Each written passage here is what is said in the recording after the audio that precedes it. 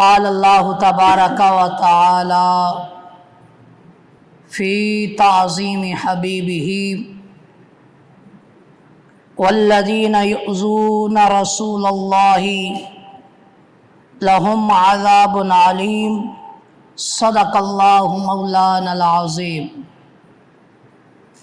محترم سامعین کرام، نبی کریم صلی اللہ تعالی علیہ وسلم کے مقام اور مرتبے کا اندازہ کون لگا سکتا ہے؟ آپ خدائے بزرگ و برتر کے بعد بزرگ ترین ہستی ہیں، اور آپ وجہ تخلیق کائنات ہیں، فخر آدم و بنی آدم ہیں،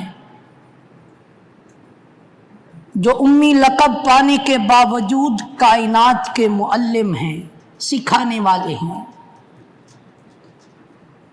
جن کا نور علم نہ صرف عقل کو جلا بخشتا ہے اور فکر کو وسعت بخشتا ہے، بلکہ دل کو بدل کے رکھ دیتا ہے۔ اللہ نے آپ کو وہ مقام عطا فرمایا ہے، اور پھر جن کے احکامات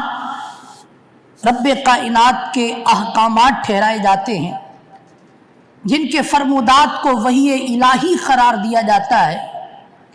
جن کے اخلاق عالیہ کلام باری کی صورتوں کا دلکش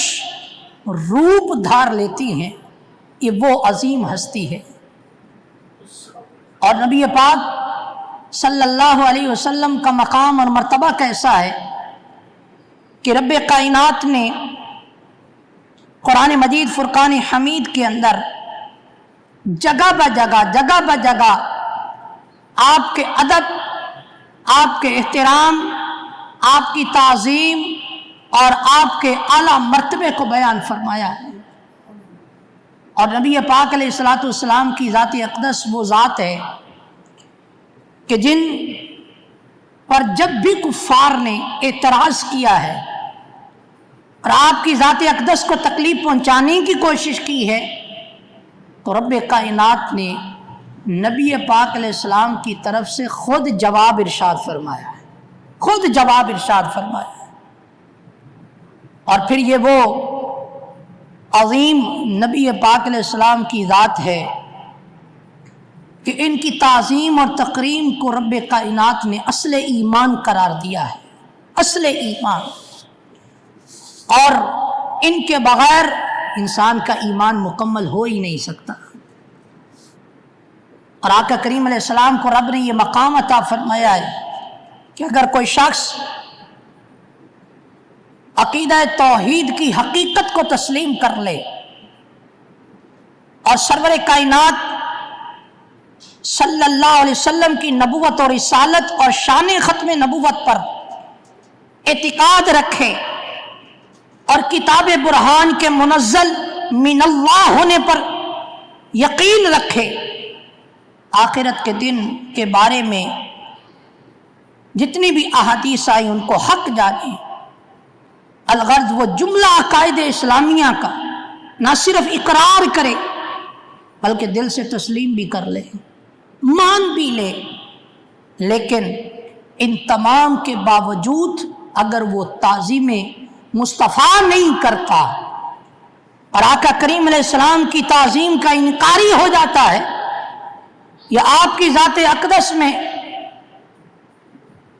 نقص نکالنے کی کوشش کرتا ہے، آپ کی شان کو کم کرنے کی کوشش کرتا ہے، تو یاد رکھیے ایسے شخص کے کافر ہونے میں کوئی شک نہیں، کوئی شک نہیں ایسے شخص کے کافر ہونے میں، کہ جس نے سب کچھ مانا، اللہ کو ایک بھی مانا، قرآن کے منزل من اللہ ہونے پر بھی اعتقاد رکھا، لیکن تعظیم مصطفیٰ کا انکاری ہو گیا، حضور علیہ السلام کی ذات اقدس میں نقص نکالنے لگ پڑا، تو یاد رکھیے ایسے شخص کے کافر ہونے میں کسی کو کوئی شک نہیں ہے۔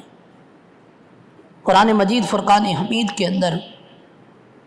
اللہ رب العالمین نے کئی مقامات پر اپنے پیارے محبوب کریم علیہ السلام کی عظمت اور شان کو بیان فرمایا، جیسا کہ ایک موقع پر تعظیم مصطفیٰ کو بیان کرتے ہوئے رب کائنات نے ارشاد فرمایا فلا وربک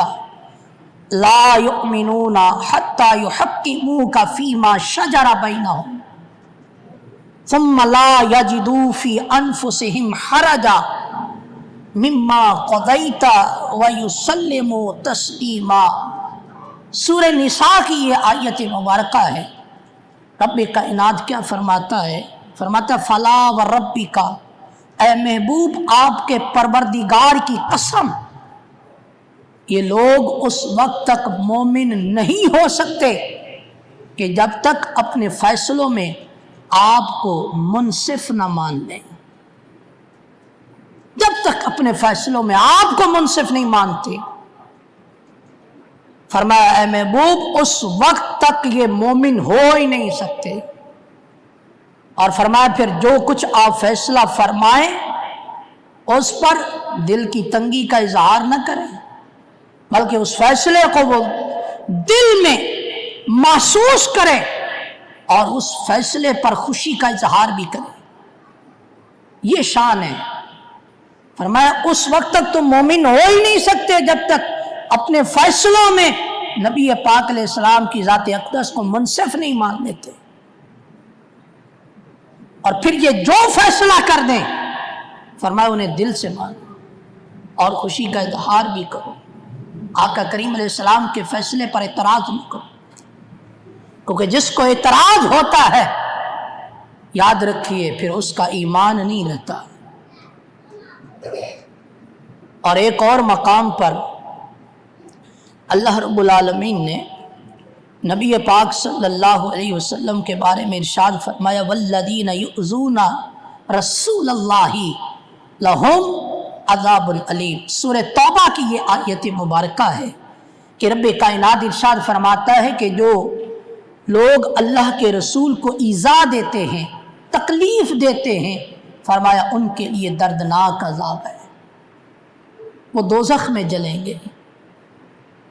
وہ رب کے عذاب کے اندر مبتلا ہو جائیں گے جو اللہ کے رسول کو تکلیف دیتا ہے۔ یہاں پر رب کائنات نے یہ نہیں فرمایا کہ جو رسول کو ان کی زندگی میں تکلیف دے، نہیں، رب کائنات نے یہ نہیں فرمایا۔ میرا رب کیا فرماتا ہے کہ جو اس کے رسول کو تکلیف پہنچائے، خواہ وہ ظاہری حیات کے اندر ہو، خواہ وہ ظاہری پردہ فرمانے کے بعد ہو، فرمایا جب کہ بھی میرے رسول کو کوئی تکلیف پہنچائے گا، فرمایا اس کے لیے میرا اعلان ہے کہ لہم عذاب علیم، فرمایا اس کے لیے پھر دردناک عذاب میں نے تیار کر رکھا ہے۔ محترم، معاملہ بہت ہی نازک ہے، بہت نازک معاملہ ہے۔ اور پھر ایک اور مقام پر رب کائنات نے ارشاد فرمایا ان الذین یؤذون، فرمایا جو لوگ تکلیف دیتے ہیں، کس کو؟ فرمایا یؤذون اللہ ورسولہ لعنہم اللہ فی الدنیا والآخرہ، فرمایا وأعد لہم عذابا مہینا۔ سورہ احزاب کی یہ آیت مبارکہ ہے۔ اللہ رب العالمین کیا ارشاد فرماتا ہے؟ فرمایا بے شک جو لوگ اللہ اور اس کے رسول کو تکلیف پہنچاتے ہیں، اللہ ان پر دنیا اور آخرت میں لعنت بھیجتا رہتا ہے۔ وہ لعنتی ہے کہ جو اللہ کے رسول کو تکلیف پہنچاتا ہے، ان کی شان کو کم کر کے، ان کی شان میں نازیبا الفاظ کہہ کر، خواہ وہ مسلمان ہو یا کافر ہو، فرمایا جو اللہ اور اس کے رسول کو تکلیف دیتا ہے، فرمایا اللہ کی اس پر دنیا میں بھی لعنت ہے اور آخرت کے اندر بھی لعنت ہے۔ اور پھر آگے کیا فرمایا؟ فرمایا وَأَعَدَّ لَهُمْ عَذَابًا مُهِينًا، فرمایا اللہ نے ان کے لیے ذلت کا عذاب تیار کر رکھا ہے، ذلت کا عذاب تیار کر رکھا ہے۔ تو محترم، یہ تو قرآن کی وہ آیات ہیں کہ جو تعظیم مصطفیٰ کا درس دیتی ہیں، جو ہمیں یہ درس دیتی ہیں کہ یہ وہ پاک بارگاہ ہے کہ جس بارگاہ کا ادب خود رب بیان کرتا ہے، اور جن کی تعظیم کے انکار کرنے والے کے بارے میں، ان کی تعظیم کو کم کرنے والے کے بارے میں رب فرماتا ہے میں نے ان کے لیے دردناک عذاب تیار کر رکھا ہے، ذلت دینے والا عذاب تیار کر رکھا ہے۔ لیکن آج ہمارے ایمان مردہ ہو چکے ہیں۔ آج ہمیں باپ کی بے عزتی پر تو احساس ہوتا ہے، اپنی بے عزتی پر احساس ہوتا ہے، لیکن اگر ہمارے نبی پاک صلی اللہ علیہ وسلم کی کوئی گستاخی کر جائے ہمیں ذرا سا بھی محسوس نہیں ہوتا۔ یہ کمزور ایمان کی علامت ہے۔ آج دنیا کے اندر حالات آپ کے سامنے، جس کا دب دل چڑھتا ہے نبی پاک علیہ السلام کی گستاخی کر دیتا ہے، لیکن مسلمانوں میں احساس پیدا نہیں ہوتا اور ان کے اندر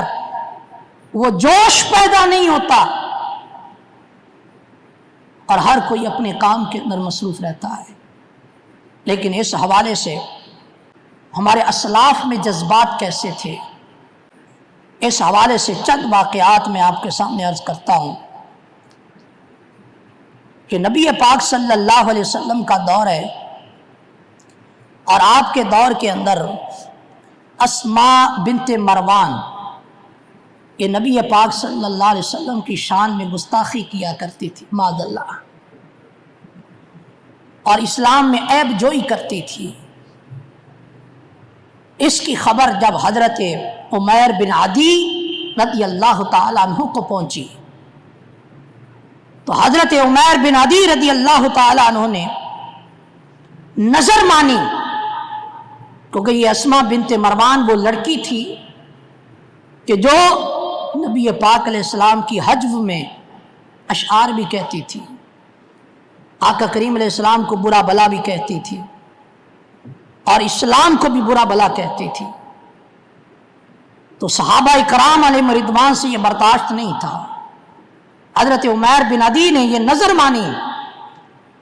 کہ اگر نبی پاک علیہ السلام بخیریت مدینہ منورہ میں آ جائیں، کیونکہ اس وقت حضور علیہ السلام جو ہے وہ مقام میدان بدر کے اندر تھے، نظر مانی کہ اگر نبی پاک علیہ السلام بخیر و عافیت مدینے میں آ جائیں تو میں اس اسماء بنت مروان کو قتل کر دوں گا کہ یہ میرے آقا کریم علیہ السلام کی شان میں گستاخی کرتی ہے۔ آقا کریم علیہ السلام مدینہ منورہ میں بخیر و عافیت تشریف لے آئے، تو یہ عمیر بن عدی رضی اللہ تعالیٰ عنہ اس عورت کی تلاش کے اندر نکل پڑے، یہاں تک کہ اس کے گھر پہنچ گئے، اور آپ نے اسے ٹٹولتے ہوئے تلاش کیا اور پھر اس کو واصل جہنم کر دیا، اس لیے کہ یہ میرے آقا کریم علیہ السلام کی شان میں گستاخی کرتی ہے، اسے واصل جہنم کر دیا۔ صبح ہوئی، آقا کریم صلی اللہ تعالی علیہ وسلم نماز پڑھ کر بیٹھے ہوئے تھے کہ حضرت عمیر بن عدی بھی وہاں چلے گئے۔ آقا کریم صلی اللہ علیہ وسلم نے ارشاد فرمایا اقتلت بنت مروانہ، فرمایا عمر بنت مروان کو قتل کر دیا؟ عرض کی قال نعم بأبی انت، حضور ہاں میں نے اسے قتل کر دیا ہے، میرا باپ آپ پر قربان ہو جائے، میرا باپ آپ پہ قربان ہو جائے۔ اور اس کے بعد عرض کی یا رسول اللہ صلی اللہ علیہ وسلم هل علی فی ذلک شیء، حضور میں نے قتل تو کر دیا ہے، کیا اب مجھ پر اس کی کوئی پکڑ بھی ہے، کوئی اس پر پکڑ بھی ہے؟ تو آقا کریم صلی اللہ تعالی علیہ وسلم نے ارشاد فرمایا عمر اس کے بدلے تمہاری کوئی پکڑ نہیں ہے، کوئی پکڑ نہیں ہے۔ اور اس کے بعد آقا کریم علیہ السلام نے جو ارشاد فرمایا فَإِذَا أَحْبَبْتُمْ أَن تَنْظُرُوا إِلَى رَجُلٍ نَصَرَ اللَّهَ وَرَسُولَهُ، فرمایا اے میرے صحابہ تم میں سے جو یہ پسند کرتا ہے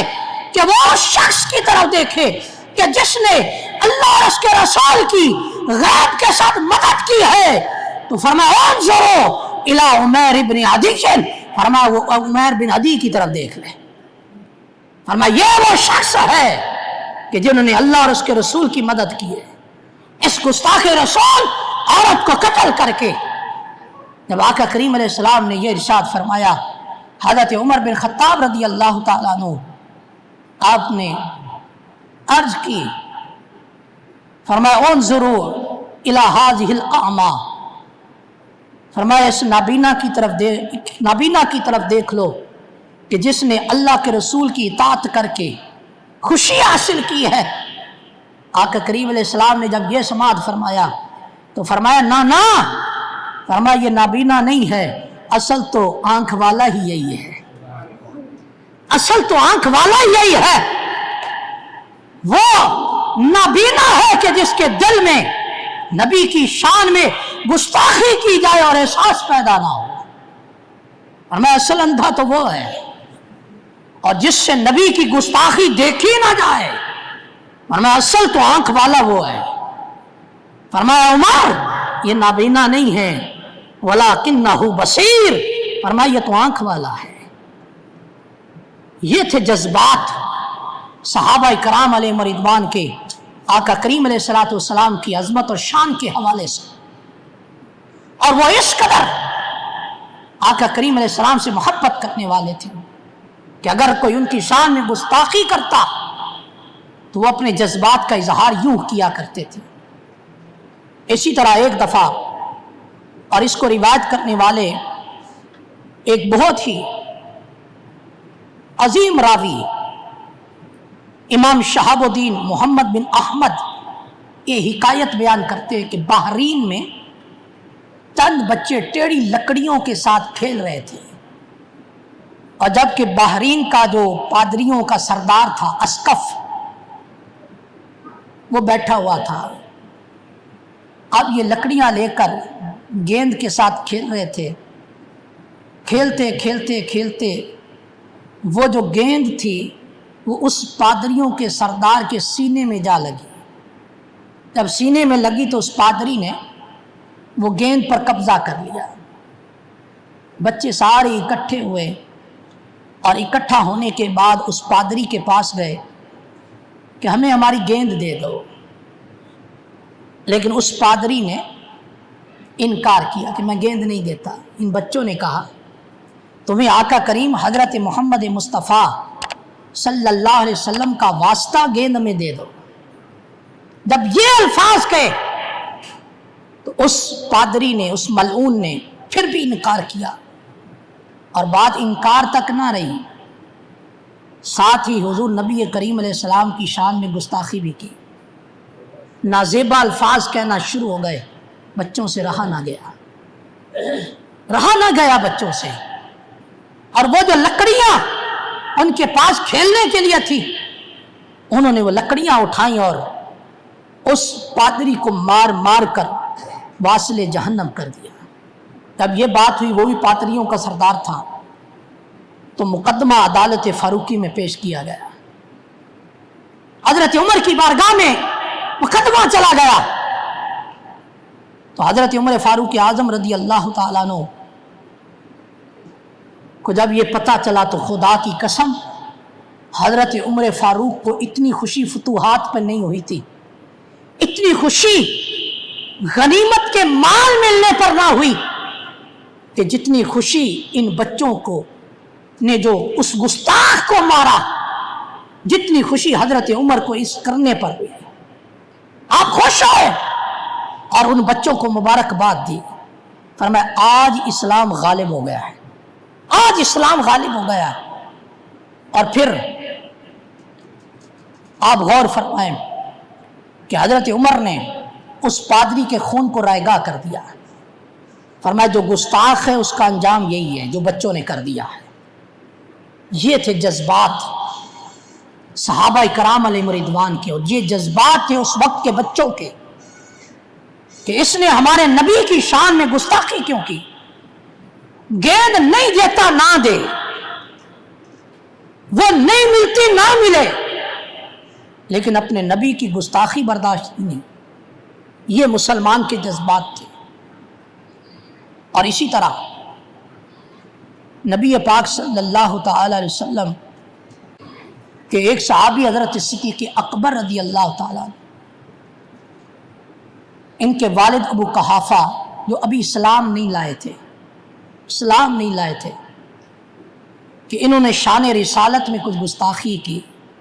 تو حضرت ابو بکر صدیق رضی اللہ تعالیٰ غصے میں آ گئے اور اس زور سے باپ کو دھکا دیا کہ باپ منہ کے بل زمین پر گر پڑا،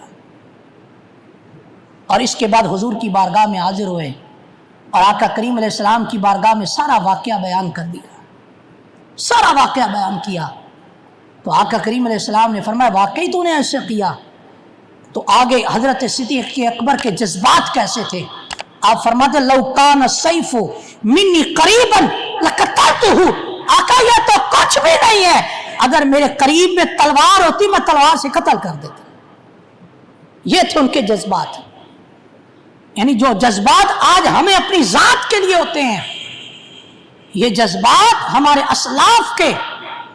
ان افراد کے بارے میں ہوا کرتے تھے کہ جو نبی پاک علیہ السلام کی شان میں گستاخی کرتے تھے۔ لیکن آج ہماری کیفیات کو جدا کرنا ہے، آج ہمیں اپنی ذات کے لیے غصہ آتا ہے، لیکن جن آقا کے صدقے میں سب کچھ ملا ہے ان کے لیے ہمیں غصہ نہیں آتا، ہم خاموش بیٹھے رہتے ہیں، گستاخی کہیں پر بھی ہوتی ہے۔ اور پھر کیسے جذبات تھے ہمارے اسلاف کے کہ یہی ابو قحافہ جو ہے بعد میں اسلام لے آئے، اور اسی طرح تاریخ یہ بھی بتاتی ہے کہ ایک بدبخت تھا جس کا نام تھا خالد الحزلی، یہ مکہ مکرمہ میں رہتا تھا اور معاذ اللہ نبی پاک علیہ السلام کی شان میں گستاخی کیا کرتا تھا اور حضور کی اتنی توہین کرتا تھا کہ ایک دن نبی پاک صلی اللہ تعالی علیہ وسلم نے ابن امیس کو بلایا اور فرمایا کہ میری بات تو سنو۔ حضرت ابن امیس رضی اللہ تعالیٰ عنہ نبی پاک علیہ السلام کی بارگاہ میں حاضر ہوئے، عرض کی روحی لی روحی کا فدا، آقا میری روح آپ کی روح پر فدا ہو جائے، قربان ہو جائے، آپ فرمائیں تو صحیح کیا حکم ہے، اس پر عمل کیا جائے گا۔ آقا کریم علیہ السلام نے ارشاد فرمایا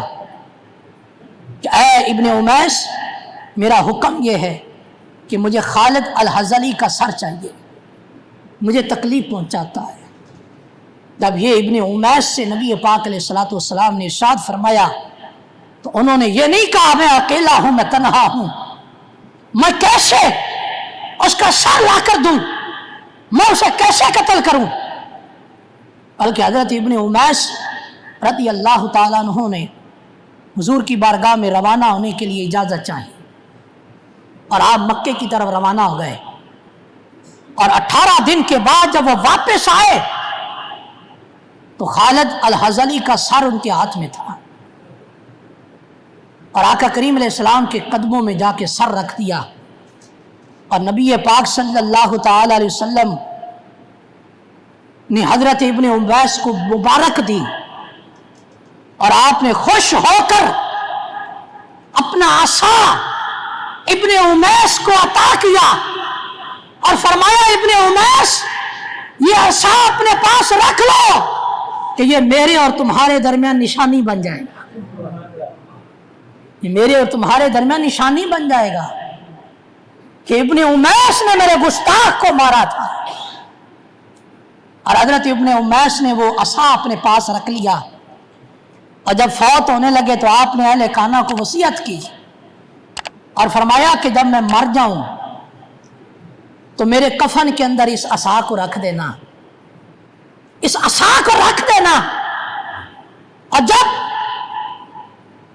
آپ مرے تو آپ کے کفن میں اس کو رکھ دیا گیا اور دفن کر دیا گیا، کیونکہ آپ کی خواہش یہ تھی کہ یہ عصا میرے ساتھ رکھنا تاکہ کل قیامت کے دن جب میں آپ کی بارگاہ میں پیش ہوں تو میں حضور کی خدمت میں وہ عصا نشانی کے طور پر پیش کروں کہ آقا یہ وہ عصا ہے کہ جو آپ نے مجھے اپنے گستاخ کے مارنے پر عطا کیا تھا، اور میں یہ عصا آپ کا دیا ہوا اپنے ساتھ لایا ہوں تاکہ آپ کی بارگاہ میں یہ نشانی پیش کر سکوں۔ تو محترم یہ تھے ان کے جذبات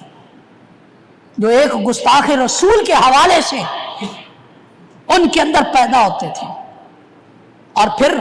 آپ غور تو فرمائیں، جسے موت آنی ہے تو عشق رسول میں اگر موت آ جائے تو وہ کتنی خوش نصیب ہے کہ کل حضور کی بارگاہ میں نشانی تو پیش کرے گا نا کہ حضور یہ گردن آپ کی وجہ سے کٹی ہے، آپ کے گستاخ کو مارتے ہوئے کٹی ہے۔ اور حضرت امام مالک رضی اللہ تعالیٰ عنہ آپ نے فرمایا کہ ایک دھرتی کے اندر اور یا گستاخ رسول زندہ رہے گا۔ فرمایا ایک ہی دھرتی میں ایک ہی وقت کے اندر یہ دو افراد اکٹھے زندہ نہیں رہ سکتے، زندہ نہیں رہ سکتے، یا گستاخ زندہ رہتا ہے یا مومن زندہ رہتا ہے۔ یہ ان کے جذبات ہیں کہ ایک جو حقیقی مومن ہوتا ہے آقا کریم علیہ السلام کی شان اور تعظیم کے لیے وہ اس قدر جذبات رکھا کرتا ہے۔ جو مومن ہوتا ہے، حضور کا سچا عاشق ہوتا ہے، وہ ابھی بھی اس بات کو برداشت نہیں کرتا کہ گستاخ یوں گستاخیاں کرتا ہے۔ حضرت معاذ بن جبل رضی اللہ تعالیٰ عنہ کو جب یمن کی طرف بھیجا گیا تو آپ سواری پر سوار تھے، اور یمن جب آپ پہنچے تو لوگ کہنے لگے کہ حضور نیچے اتریں۔ فرمایا مجھے پتہ چلا ہے کہ اس یمن کے اندر ایک گستاخ رسول ہے۔ فرمایا جب تک وہ گستاخ رسول مر نہیں جاتا اور اس کی گردن میرے قدموں میں لا کے نہیں رکھ دیتے، فرمایا اس وقت تک میں اپنی سواری سے نیچے نہیں اتروں گا۔ یہ تھے جذبات ہمارے اسلاف کے۔ آج مسلمان کیوں ذلیل ہو رہا ہے؟ اسی لیے ذلیل ہو رہا ہے کہ عشق رسول ختم ہو گیا، تعظیم مصطفیٰ ختم ہو گئی، ہمارے جذبات آقا کریم علیہ الصلوۃ والسلام کی عظمت اور شان کے حوالے سے کمزور پڑ گئے، جس کی وجہ سے آج مسلمان پوری دنیا میں ذلیل ہو کے رہ گیا، جس کا جب دل کرتا ہے نبی پاک علیہ السلام کی شان میں گستاخی کر دیتا ہے۔ لیکن صحابہ کے جذبات یہ تھے جو میں نے عرض کی، اسلاف کے جذبات ایسے تھے۔ تو لہذا ہمیں پکا عاشق رسول بننا چاہیے۔ بہت آپ بھی سب عاشق رسول ہیں، لیکن اس عشق کا کچھ اظہار ہونا چاہیے، کچھ عشق کی ایک دمک چمک نظر آنی چاہیے، پتہ چلے یہ مومن ہے۔ پہلے کیوں نہیں گستاخیاں ہوتی تھی؟ اس لیے کہ مومن ٹنا ٹن ہوتے تھے، ٹنا ٹن ہوتے تھے، کو پتہ تھا اگر کچھ کیا تو ہماری خیر نہیں ہے۔ لیکن اب ہماری کیفیات بالکل بدل گئی ہیں۔ اب ہم نے سوچا بس اپنا کماؤ اپنا کھاؤ، ہمیں کیا ضرورت ہے، یہ تو مولویوں کا کام ہے۔ حالانکہ جس کا کلمہ مولویوں نے پڑھا ہے ان کا کلمہ تو ہم سب نے پڑھا ہے۔ جن کی کے لیے تعظیم، جن کی عین ایمان ہے، وہ میرے لیے بھی ہے، آپ کے لیے بھی ہے۔ جن کی تعظیم کے بغیر ایمان مکمل نہیں ہوتا، وہ میرا بھی مکمل نہیں ہوتا، آپ کا بھی مکمل نہیں ہوتا۔ صحابہ تو اس قدر آقا کریم علیہ السلام کی تعظیم کیا کرتے ہیں۔ حضرت عروہ بن مسعود کے بارے میں آتا ہے کہ ایک دفعہ نبی پاک علیہ السلام کے سامنے مقام حدیبیہ کے اندر ان کی آواز اونچی ہو گئی، بات کرتے کرتے ایک صحابی آئے، کندھے سے پکڑ لیا اور فرمایا اے عروہ یہ کیا کر رہا ہے؟ تجھے پتہ نہیں کہ کن کے سامنے کھڑے ہو کے بات کر رہا ہے؟ کہا آواز نیچی کرو، تمہیں پتہ نہیں کس بارگاہ میں گفتگو کر رہے ہو۔ یہ تھے صحابہ کے جذبات۔ تو بہرحال ہمیں اپنے عشق کا معیار تھوڑا سا بڑھانا ہوگا، اور ہمیں ایک غیور مسلمان بننا ہوگا، حقیقی مسلمان بننا ہوگا۔ اور اس حوالے سے ہمیں سارے اختلافات بھلا کے اس کاز پر اور اس جب ایشو پر ہم سب کو ایک ہونا ہوگا، کیونکہ کوئی نبی ہم سب کے ہیں، ان کی تعظیم کی حفاظت کرنا یہ ہماری سب کی ذمہ داری ہے۔ اللہ کریم ہمیں سچا عاشق رسول بنائے، آمین ثم آمین بجاہ النبی الامین صلی اللہ علیہ وسلم۔